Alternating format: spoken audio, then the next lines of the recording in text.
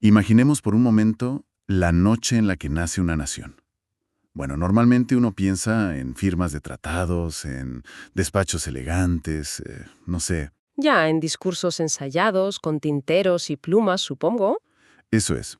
Pero cuando exploramos los textos antiguos que narran la formación de Israel, pues esa imagen pulcra desaparece por completo, o sea, no hay nada de eso. Hay gritos en la oscuridad, sangre pintada en los marcos de las puertas, esclavos comiendo de pie a toda prisa con el abrigo puesto y las maletas hechas. Totalmente. Es una escena visceral. Es caótico. Muy caótico. Y por eso, en nuestro análisis a fondo de hoy, vamos a desgranar todo esto. Nos centramos en el capítulo 12 del libro del Éxodo, basándonos en la versión Reina Valera y en notas teológicas e históricas muy detalladas. Que son unos documentos fascinantes, por cierto. Sí, sí, son una joya. La misión de esta inmersión profunda es entender por qué este capítulo está considerado el corazón teológico de todo el Pentateuco. No es un simple relato de un escape de película. Claro, ¿no lo es? Es el evento fundacional de un pueblo, y está cargado de un simbolismo brutal, una justicia implacable y unas reglas de supervivencia asombrosas. Así que, vale, vamos a desgranar esto, porque la historia de la salida de Egipto es archiconocida. Sí, a nivel cultural la conoce casi todo el mundo. Exacto, pero los detalles específicos de esa misma noche Ahí la cosa cambia. cambian por completo todo lo que creíamos saber. Justo. A ver, para captar realmente la magnitud de lo que ocurre en este capítulo 12, tenemos que dar un paso atrás y mirar el contexto temporal. Fundamental eso. Claro, no estamos hablando de un grupo de personas que llevan una década pasándolo mal por una crisis económica. El texto histórico es tajante. Han pasado exactamente 430 años de residencia y esclavitud en Egipto. Madre mía, 430 años. Hablamos de más de 4 siglos. ¿Sí? Piensa en lo que eso significa para la psique de un pueblo. Generaciones enteras de bisabuelos, abuelos y padres que nacieron, vivieron y murieron bajo el látigo. Sin conocer otra cosa, claro. Exacto, sin conocer otra cosa que amasar barro y hacer ladrillos para un imperio que literalmente los aplastaba. Así que cuando llegamos a este capítulo, estamos ante el punto de quiebra absoluto, el límite de la opresión. Y precisamente por ese aplastamiento psicológico que comentas, lo primero que ocurre a mí me parece fascinante.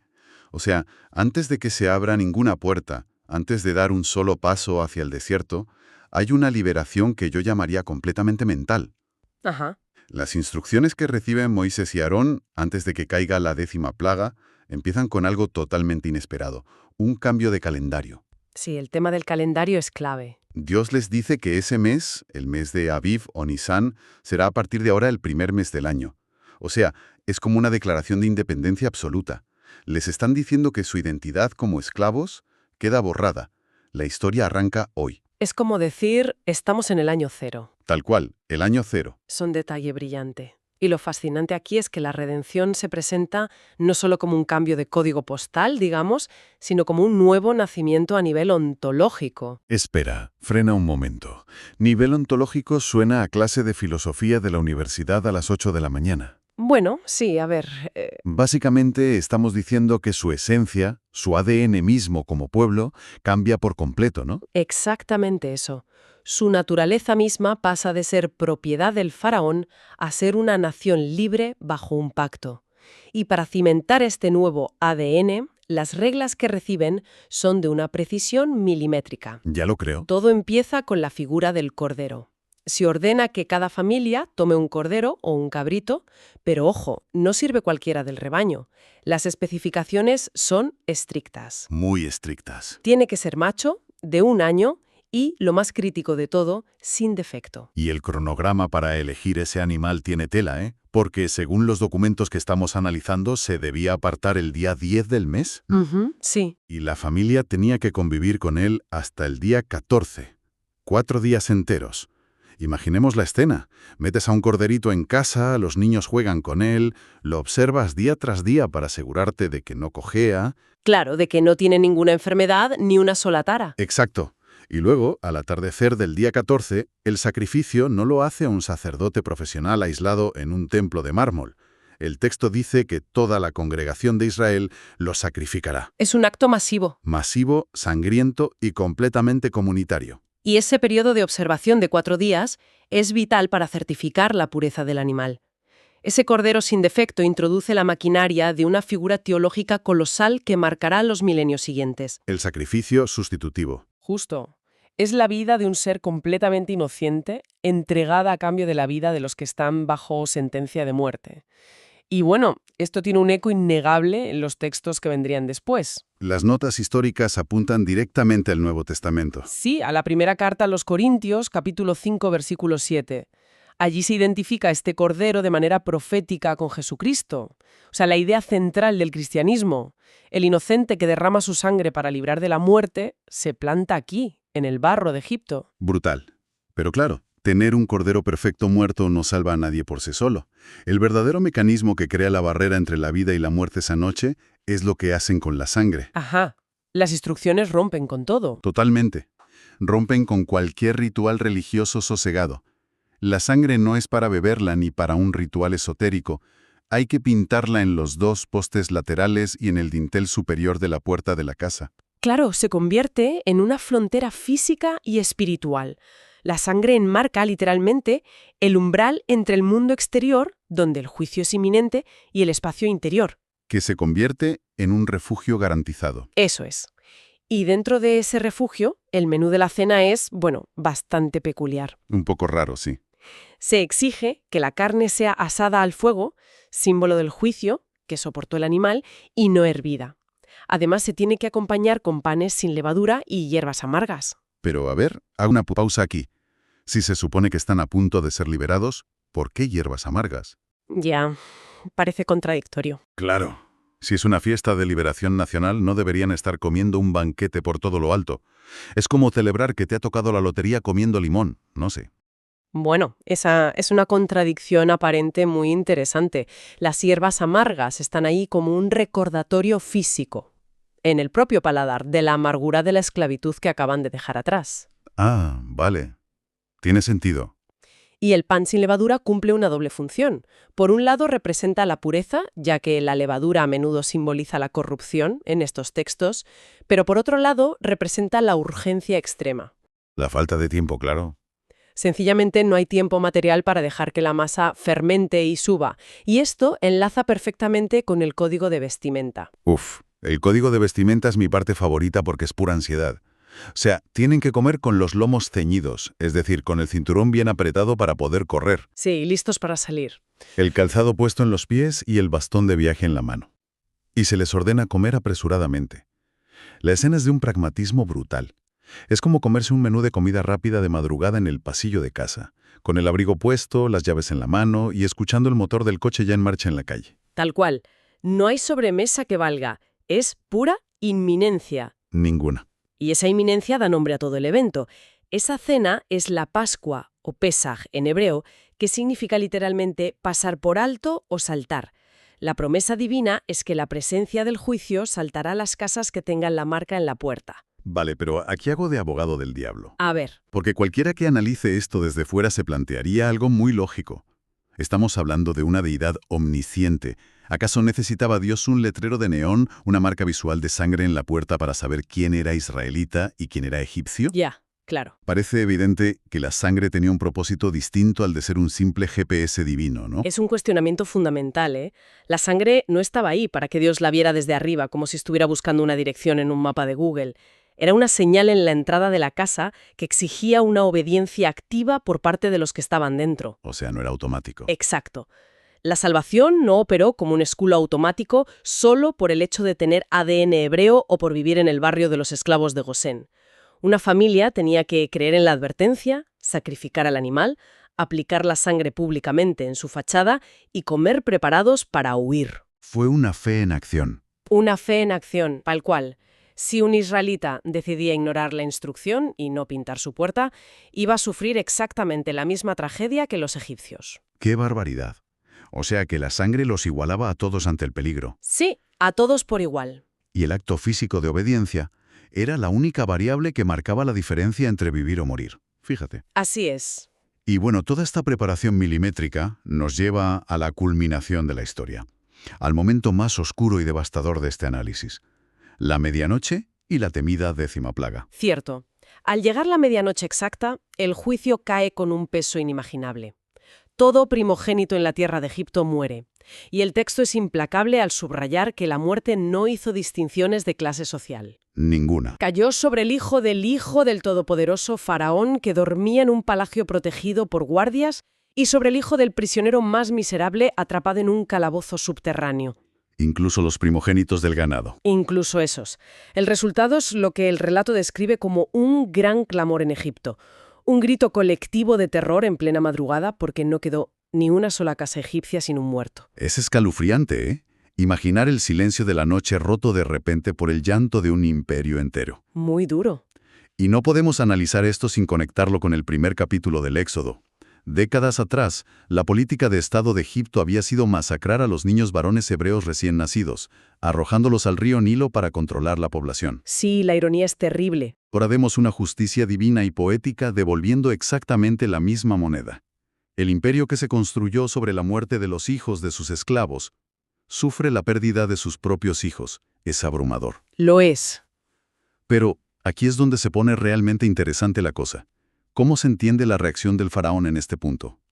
Porque el hombre que se había negado rotundamente a ceder durante 9 plagas, que endurecía su postura con una soberbia tremenda, Se quiebra. de repente se quiebra en la madrugada. Llama a Moisés y a Aarón en medio de la noche, y no solo les exige que se vayan con todo su pueblo y sus rebaños, sino que, de forma insólita, les pide que lo bendigan. Es increíble. Pero si conectamos esto con el panorama general, para entender ese quiebre absoluto, hay que mirar cómo funcionaba la mente de un egipcio de la época. A ver, No estamos ante una simple derrota militar. Esto es una humillación teológica y una aniquilación del orden cósmico. En el antiguo Egipto existía un concepto fundamental llamado Ma'az. Math. Sí, que representaba la verdad, el equilibrio, el orden del universo. El trabajo principal del faraón, que era considerado una deidad viviente, un hijo de los dioses, era mantener el Ma'az. ¿Vale? Su hijo primogénito y heredero representaba la garantía de que ese orden divino continuaría en la tierra. O sea, matar al heredero es demostrar que el faraón es un fraude. Exactamente. Al caer muerto su heredero, junto con todos los primogénitos del país, se demuestra la impotencia patética de todo el panteón egipcio frente al Dios de Israel. Claro, no pudieron hacer nada, nada. El propio texto dice que ejecutará sus juicios en todos los dioses de Egipto. Cuando el faraón pide una bendición a los líderes de sus esclavos, está reconociendo la rendición incondicional de su sistema de creencias. Sus dioses están mudos y su orden cósmico está destruido. Madre mía. Y ese colapso psicológico total del imperio es lo que desencadena una salida inmediata, frenética y triunfal. Sí, no pierden un segundo. Los datos logísticos que recogen las notas son para asimilar despacio, ¿eh? Inician la marcha desde Ramesés hacia Sucot.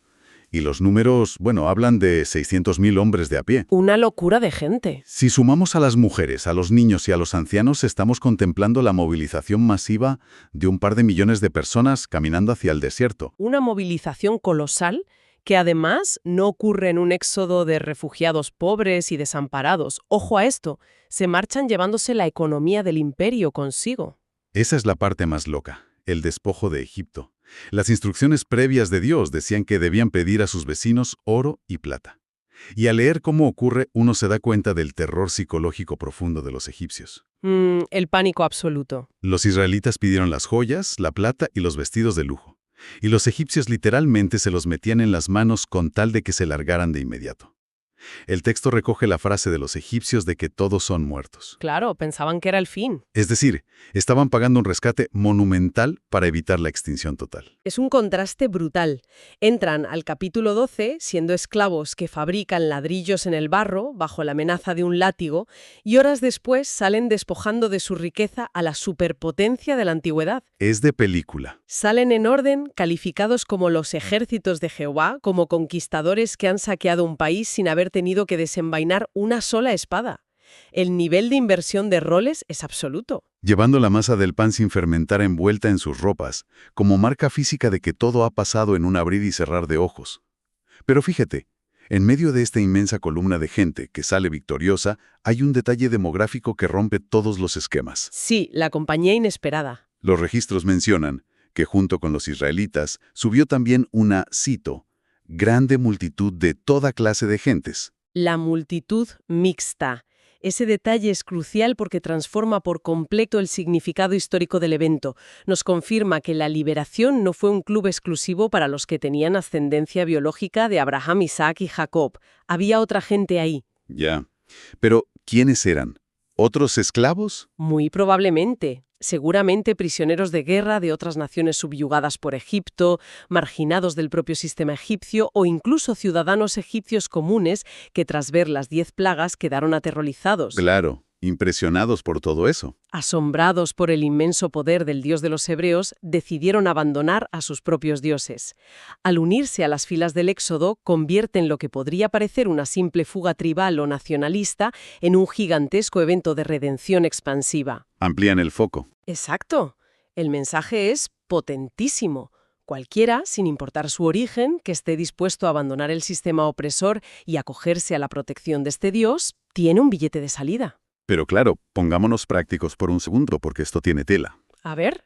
Tienes a más de 1 millón de personas recién salidas de un trauma de 4 siglos, cargadas con el oro de sus opresores, acompañadas por una inmensa y variopinta multitud de extranjeros, y todas caminando hacia la inmensidad de un desierto inhóspito. Logísticamente, esto es un polvorín. Sí, un caos en potencia. ¿Cómo mantienes cohesionada a toda esta gente? ¿Cómo logras que esta amalgama de individuos, cuya única conexión hace un par de días era ser prisioneros del mismo faraón, no se maten entre sí o se disperse a la primera dificultad? Es el gran reto, claro. Y sobre todo, ¿cómo te aseguras de que las futuras generaciones, que no vieron el mar abrirse ni a los primogénitos caer, no olviden este evento tectónico? Y es precisamente para resolver ese gigantesco problema de identidad institucional que el texto bíblico hace algo que narrativamente resulta muy extraño. Frena la acción de golpe. Totalmente. Es como estar viendo una película de acción en plena huida épica, con explosiones de fondo, y de repente el director pausa la película para que los personajes se pongan a rellenar formularios administrativos. Literalmente. El texto detiene la marcha para dictar ordenanzas burocráticas sobre quién puede y quién no puede comer la Pascua en los años venideros. Se establece que ningún extranjero podrá comer de ella, A menos que se circuncide. eso es, a menos que pase por un proceso físico y espiritual. Se promulga una norma clarísima que dice que la misma ley será para el natural y para el extranjero que habitar entre ellos. También se prohíbe quebrar los huesos del cordero y se obliga a comerlo dentro de casa. Y se instaura el mandato inquebrantable de comer panes sin levadura durante 7 días todos los años, para siempre. Entonces, ¿qué significa todo esto? ¿Por qué interrumpir el momento más dramático de la historia de Israel para dar regulaciones rituales? Bueno, esto plantea una pregunta importante y, volviendo a lo que decíamos de la psique humana, la supervivencia a largo plazo de un pueblo libre no se sostiene solo por haber presenciado un milagro espectacular. Claro, las emociones pasan. La memoria humana es frágil. Los testigos oculares envejecen y mueren, y los milagros, con el tiempo, se convierten en mitos dudosos para los nietos. La única forma de mantener viva la identidad de una nación es a través de la memoria institucionalizada. Ya, crear estructuras. Al detener la marcha para instaurar un ritual inamovible, con reglas simétricas y repetitivas, Dios está convirtiendo a una turba de refugiados asustados en una comunidad cimentada en un pacto común. Les está dando una constitución antes siquiera de tener un territorio. O sea, les está dando un ancla en medio de la incertidumbre. Y la regla del extranjero a mí me parece brillante. Sí, es muy integradora. Es como el proceso de conseguir la nacionalidad hoy en día. Si uno quiere ser ciudadano de un país, tiene que jurar la Constitución y asumir sus leyes. Aquí, la circuncisión y la participación en la Pascua son ese juramento. Eso es. No es un club étnico cerrado. Si alguien decide asumir el pacto y circuncidarse, la ley le protege exactamente igual que al nacido de la tribu de Judá. Es asimilado, es parte de la mesa. Es un sistema profundamente igualitario para la época. Y todo esto culmina en una orden explícita dirigida a la educación de los niños. Muy importante eso. El texto manda que, cuando en el futuro los hijos pregunten qué significa este rito, los padres tengan el deber ineludible de contar la historia, explicar que es la víctima de la Pascua de Jehová, el cual pasó por encima de las casas en Egipto. La pedagogía se convierte en el mecanismo de supervivencia de la fe. Claro, no se hereda por arte de magia. La identidad no se mantiene por ósmosis. Exacto. Se mantiene narrando intencionadamente los actos de liberación a la siguiente generación. Es una maravilla de estructura. Lo que hemos estado desgranando hoy convierte al capítulo 12 del Éxodo en una clase magistral absolutamente fascinante. Totalmente de acuerdo. Hemos visto cómo se entrelazan una justicia severísima y contundente contra el imperio opresor, con una gracia y un cuidado meticuloso para rescatar a los oprimidos. Este texto marca el paso preciso de la sumisión bajo el látigo a la creación de una identidad libre. Y sentando unas bases muy sólidas. Y lo hace cimentado en dos columnas vertebrales: la sangre como el mecanismo físico de supervivencia y sustitución, y la memoria como la herramienta indispensable de educación y cohesión nacional. Para nuestra audiencia, profundizar en estos detalles nos da una comprensión inmensamente más rica que si nos quedáramos en la lectura superficial de una simple historia antigua de escape. Sin lugar a dudas. Y para cerrar nuestro análisis a fondo de hoy, hay una reflexión que emana de estos textos y que creo que vale la pena que quienes nos escuchan se lleven para meditar. A ver, cuéntanos. Hemos hablado mucho de cómo salieron. Salieron de madrugada, sanos y salvos, llevando en sus manos el oro, la plata y las riquezas de las mismas personas que los habían esclavizado durante siglos. Y además, salieron rodeados de una inmensa multitud mixta de extranjeros. Sí, una amalgama tremenda. Todo esto plantea un enigma psicológico y social monumental.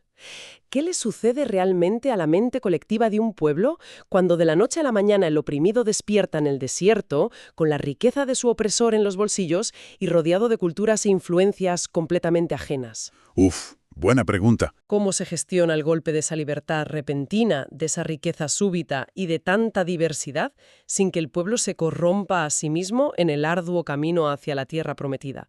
Es un desafío fascinante para seguir dándole vueltas.